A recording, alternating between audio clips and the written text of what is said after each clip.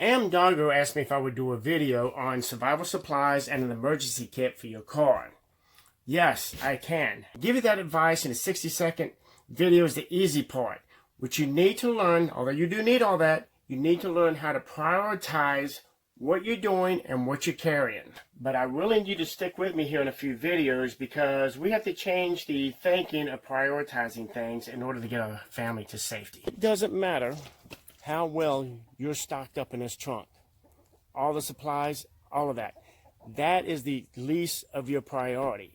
Your number one priority, if emergency should happen, is to get your family loaded up and away from that area as soon as possible. Right now, without checking, and before you watch the next video, how much gas is in your car, and right now, how far do you think it will take you?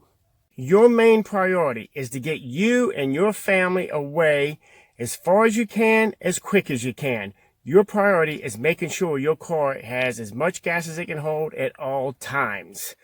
Make your empty mark the new 3/4 mark. Because the last thing you want to do is be stuck in traffic idling on a low tank of gas, or say to yourself, well, I'll stop at a gas station. If there's an emergency, there's 1,000 other people stopping. If there's an emergency, they may have closed down that gas station and evacuated those people as well. You want to get in the habit. I fill up, and that's because I work so far away. I fill up every single day. My tank, my car always has at least 400 miles to go on it. Your priority is making sure that car is set to go as far as it can, quick as it can, at all times. Keep your tanks as full as you can. Don't let them get low. Your list should never include fill-up car. Let's take a walk over to the trunk. And what do you think is the first thing you should have in here at hand in case of an emergency? Your spare tire.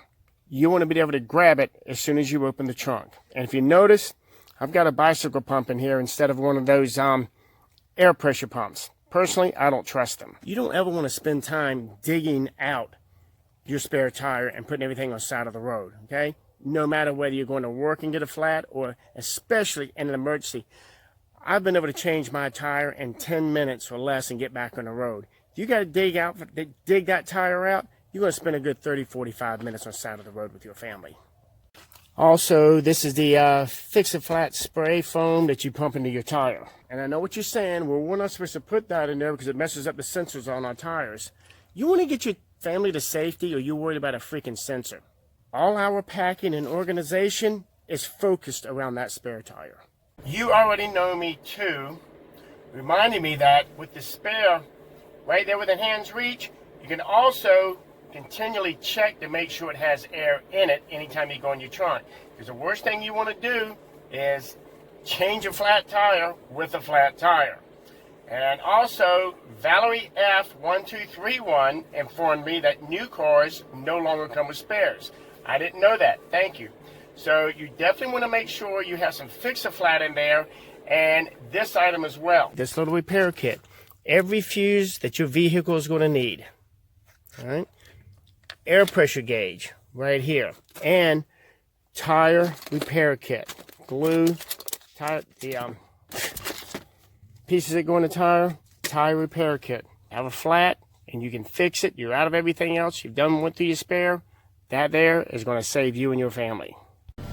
This is in response to my part 2 of the Great Escape video, talking about families getting out of an area during an evacuation, and what they can do if they don't have enough gas in their vehicles to get from their home to a safety zone.